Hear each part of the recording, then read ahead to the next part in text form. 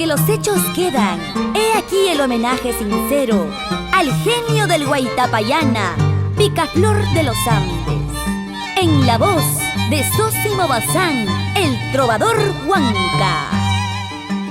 Yo me pregunto qué hará mi dueña mientras que lloró la ausencia.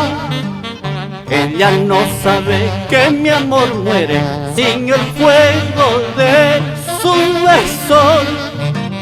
A Dios le ruego que venga pronto a mi lado, dueña mía, porque presiento que pronto llega el final de mi existencia, el final de mi existencia.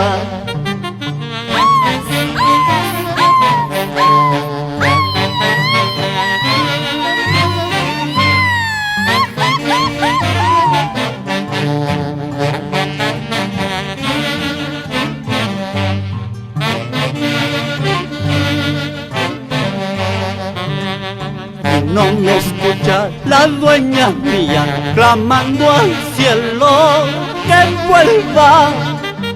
Cual un fracaso en tu camino te entretiene, dueña mía.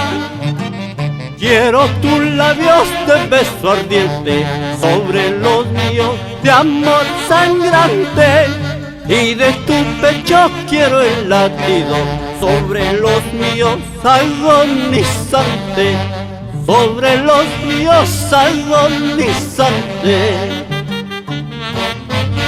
Tal vez me vaya lejos, pero algún día regresaré a mi San Pedro de Saño querido.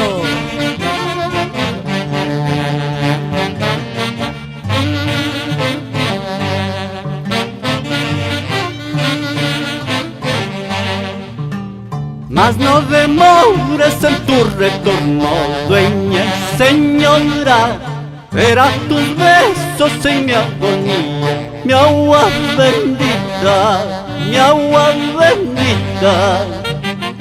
Mas no demores en tu retorno, dueña y señora.